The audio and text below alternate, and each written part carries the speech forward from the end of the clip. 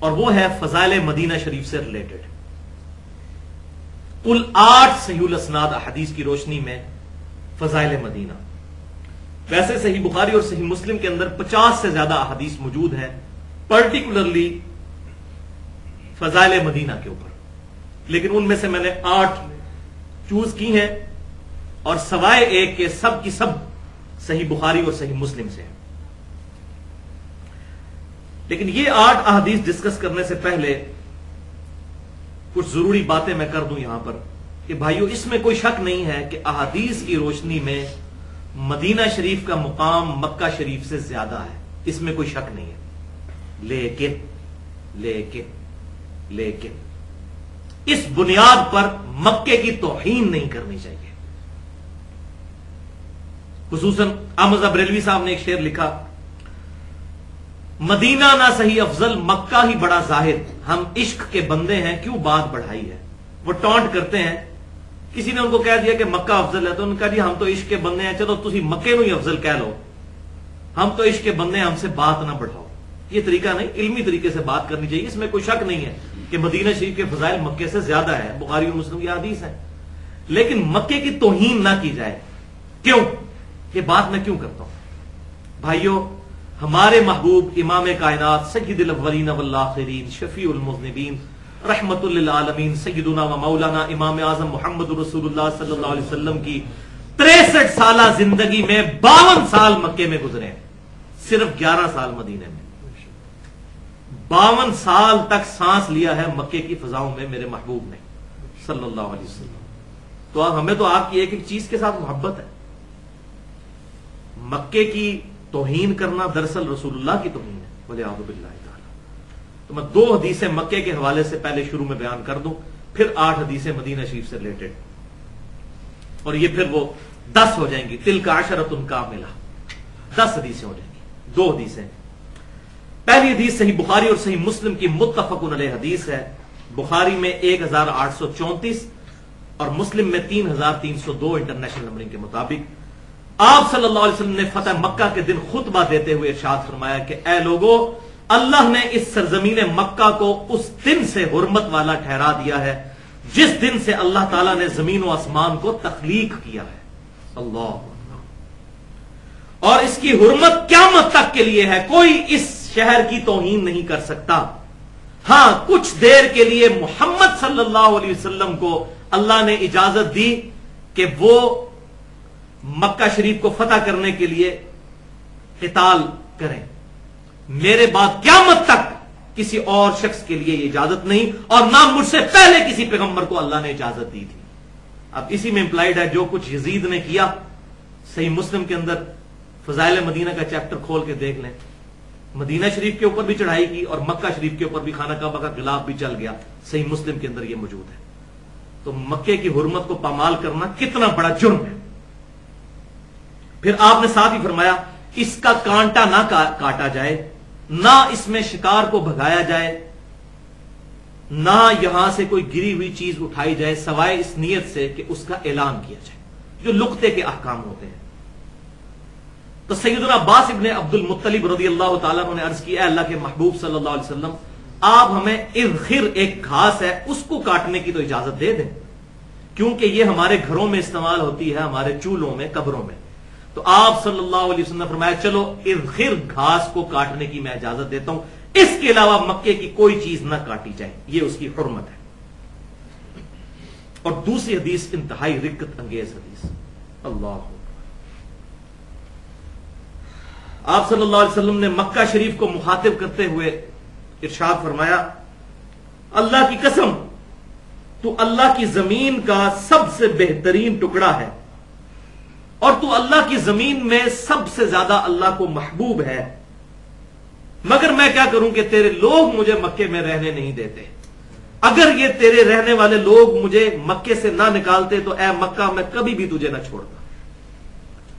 اس بات کا، اس درد کا اندازہ وہ لوگ لگا سکتے ہیں جو کہ بیرون ملک ہیں. ان سے ذرا پوچھیں جن کو کئی کئی سال اپنے ملک میں آنا نصیب نہیں ہوتا، اور آپ صلی اللہ علیہ وسلم کی زندگی کے 52 سال اس شہر میں گزرے، اور وہ لوگ کہ جو اعلان نبوت سے پہلے صادق اور امین کہہ کے آپ کو پکارا کرتے تھے. اور پھر قتل کے درپے ہوئے اور آپ صلی اللہ علیہ وسلم کو مجبوراً وہاں سے نکلنا پڑا. اس درد کو کون سمجھ سکتا ہے؟ تو آپ صلی اللہ علیہ وسلم کی 63 سالہ زندگی میں 52 سال مکے میں گزرے ہیں اور آخری 11 مدینہ شریف میں. اور یہ 63 سال کی زندگی یاد رکھیں لیونر ایئرز کے اعتبار سے ہے, چاند کے اعتبار سے. ہمارا جو سولر سسٹم ہے جس کے اعتبار سے ہم گنتی گنتے ہیں, اس میں آپ صلی اللہ علیہ وسلم کی زندگی مبارک اس دنیا کے اندر تقریباً 61 سال تھی. لہذا یہ جو ڈاکٹر طاہر القادری صاحب نے اپنے بارے میں پیشن گوئی کی ہوئی ہے نا کہ جی میری زندگی 63 سال ہوگی, کیونکہ حضور صلی اللہ علیہ وسلم کی تھی تو وہ اس سے زیادہ ہو چکی ہے. وہ یہ بات بھول گئے کہ یہ لیونر ایئر کے بارے میں بات ہے, نہ کہ سولر ایئر کے بارے میں. اللہ. اب جنت کے 8 دروازوں کی نسبت سے فضائل مدینہ پر 8 احادیث ایک انٹلیکچوئل ترتیب کے ساتھ سب کی سب بخاری اور مسلم سے ہیں, سوائے ایک کہ وہ جامع ترمذی سے ہے. ویسے تو 50 احادیث ہیں, وہ سارا ٹائم نہیں ہے. یہ 8 احادیث. پہلی حدیث صحیح بخاری اور مسلم کی متفق علیہ حدیث, سیدنا مولا علی رضی اللہ تعالیٰ عنہ سے. مولا کا مطلب دلی محبوب, جو حدیث متواترہ ہے, من کنت مولاہ فہذا علی مولا, جس کا جگری یار میں ہوں پھر اسے علی سے جگری یاری رکھنی چاہیے. مولا علی سے پوچھا گیا کیا قرآن کے علاوہ بھی آپ کے پاس کوئی ایسی چیز ہے جو آپ صلی اللہ علیہ وسلم نے آپ کو دی ہو؟ تو انہوں نے کہا کہ آپ صلی اللہ علیہ وسلم نے ہمیں کوئی ایسی خاص چیز نہیں دی جو باقی امت کو نہ بتائی ہو, قرآن ہی دیا ہے. ہاں میرے پاس ایک صحیفہ ہے جو انہوں نے اپنے تلوار کی نیام میں سے نکالا, جس میں قیدیوں کے احکام لکھے ہوئے تھے, اور اس میں سے سیدنا علی نے یہ باتیں ارشاد فرمائی کہ آپ صلی اللہ علیہ وسلم نے ہمیں یہ بات ارشاد فرمائی کہ مدینہ حرم ہے. جو شخص مدینے میں کوئی بدعت جاری کرے گا یا کسی بدعت جاری کرنے والے کو پناہ دے گا, اس پہ اللہ کی لعنت, اللہ کے فرشتوں کی لعنت اور تمام لعنت کرنے والوں کی لعنت جس نے مدینے میں کسی بدعتی کو پناہ دی. والعیاذ باللہ تعالی. اور قیامت کے دن اللہ تعالیٰ نہ اس کا فرض قبول کرے گا نہ کوئی نفل قبول کرے گا. یہ الفاظ تھے اس صحیفے کے اندر. اب اس سے جو لوگ علم لدنی کا ایشو نکالتے ہیں, اس حوالے سے میں آلریڈی 1.25 گھنٹے کی گفتگو کر چکا ہوں. مسئلہ نمبر 55A کے نام سے علم لدنی سے متعلق نظریات کا تحقیقی جائزہ. آج محل نہیں, اور اسی کا پھر اگلا حصہ تھا 55B, 3.25 گھنٹے کی گفتگو, وسیع رسول کون ہے اور حدیث قرطاس کا تحقیقی جائزہ. دوسری حدیث بھی بخاری اور مسلم کی متفق علیہ حدیث. آپ صلی اللہ علیہ وسلم نے احد پہاڑ کی طرف دیکھا اور فرمایا احد ایک پہاڑ ہے لیکن ہم سے محبت کرتا ہے, اور ہم بھی احد سے محبت کرتے ہیں. اور پھر آپ صلی اللہ علیہ وسلم نے ساتھ ارشاد فرمایا, اے اللہ بے شک ابراہیم علیہ السلام نے مکے کو حرم قرار دیا تھا اور میں مدینے کو حرم قرار دیتا ہوں. الحمدللہ. تو مدینہ شریف کو آپ صلی اللہ علیہ وسلم کی مبارک زبان سے حرم ڈکلیئر کروایا گیا. اب یہاں پر میں ایک بات بڑی تلخ بتا دوں کہ فقہ حنفی کا بنیادی مسئلہ ہے یہ.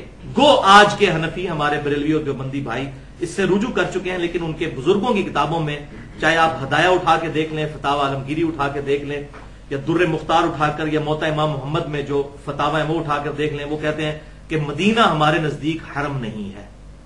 اور لیکن یہی پازیٹو بات ہے کہ احمد بریلوی صاحب نے فتاوی رضویہ میں خود یہ بات لکھی کہ میں اگرچہ حنفی ہوں لیکن میں یہ مسئلہ نہیں مانتا, احادیث بخاری اور مسلم کی مدینے کے حرم ہونے پر موجود ہے, میں مدینے کو حرم مانتا ہوں. پھر انہوں نے وہ نعت بھی لکھی, حاجیو آؤ شہنشاہ کا روزہ دیکھو, کعبہ تو دیکھ چکے کعبے کا کعبہ دیکھو. تو انہوں نے بھی بغاوت کی. لہذا سے یہ بات پتہ چلی کہ کسی کی کوئی بات اگر کتاب و سنت کے خلاف ہو تو اس کو چھوڑ دینا چاہیے. تیسری حدیث بھی بخاری اور مسلم کی متفق علیہ حدیث ہے. اما عائشہ رضی اللہ تعالیٰ عنہ کہتی ہیں کہ میں نے خود یہ سنا کہ آپ صلی اللہ علیہ وسلم نے دعا کی, اے اللہ جس طرح ہمیں مکہ محبوب ہے اس طرح مدینہ بھی کر دے, بلکہ اس سے زیادہ محبوب کر دے. اے اللہ مدینے کو صحت افزا مقام بنا اور اس کے سا اور مد میں برکتیں عطا فرما. سا اور مد میجرمنٹ کے انسٹرومنٹس تھے, جیسے آج کل کلو گرام اور لیٹرز استعمال ہوتے ہیں, تو یہ مدینہ شریف میں میجرمنٹ کے انسٹرومنٹ تھے کہ ان میں بھی برکتیں عطا فرمائے اللہ. یہ آپ صلی اللہ علیہ وسلم کی دعا. چوتھی حدیث بھی صحیح بخاری اور صحیح مسلم کی متفق علیہ حدیث. آپ صلی اللہ علیہ وسلم نے شاد دعا کی, اے اللہ تو نے جتنی برکت مکے کو عطا کی ہے اس سے دگنی برکت مدینے کو عطا فرما. یہ جو میں کہہ رہا تھا نا حدیث کی روشنی میں کہ مدینہ شریف کے فضائل زیادہ ہیں لیکن مکے کی توہین نہیں کرنی چاہیے. دونوں شہر ہی ہمارے لیے محترم ہیں. 5ویں حدیث صحیح مسلم کی کرٹیکل حدیث ہے, لہذا میں اس کا انٹرنیشنل نمبر بھی بتا دیتا ہوں, 3318 صحیح مسلم میں, کہ آپ صلی اللہ علیہ وسلم نے فرمایا جو شخص مدینے کی بھوک اور تکلیف پر صبر کرے گا قیامت والے دن میں اس کے حق میں گواہی دوں گا, اس کی شفاعت کروں گا. الحمدللہ. اور 6ٹھی حدیث جامعہ ترمذی میں, یہ ان 8 میں سے واحد ہے جو بخاری اور مسلم سے باہر, لیکن صحیح حدیث ہے انٹرنیشنل نمبرنگ کے مطابق 3917. اسی کی ایکسپلینیشن ہے کہ آپ صلی اللہ علیہ وسلم نے ارشاد فرمایا جو شخص مدینے میں فوت ہو سکتا ہو تو اسے چاہیے کہ مدینے ہی میں مرے, یعنی پرماننٹلی اپنی سکونت مدینے میں اختیار کرے. ابھی بھی کتنے پاکستانی ہیں جو بیچارے ریٹائرمنٹ کے بعد بھی مدینہ شریف میں رکے ہوئے ہیں صرف اس آس میں کہ ہمیں موت آ جائے مدینے میں. بالکل حدیث کے مطابق ہے کہ جو مدینے میں مر سکتا ہو اسے چاہیے مدینے میں مرے, کیونکہ جو شخص مدینے میں مرے گا قیامت والے دن میں اس کی شفاعت کروں گا. الحمدللہ. 7ویں حدیث صحیح بخاری کی کرٹیکل حدیث 1890 نمبر حدیث امام بخاری رحمۃ اللہ علیہ لے کر آئے. اسی حدیث کی وجہ سے جو ہم نے مسلم اور ترمذی کی ڈسکس کی, سیدنا عمر کی دعا ہے 1890 صحیح بخاری میں کہ وہ اللہ کے حضور دعا کیا کرتے تھے, اللہم ارزقنی شہادتا فی سبیلک وجعل موتی فی بلد رسولک صلی اللہ علیہ وسلم. اے اللہ مجھے اپنی راہ میں شہادت کی موت نصیب فرما اور مجھے رسول اللہ کے شہر مدینہ میں موت دے.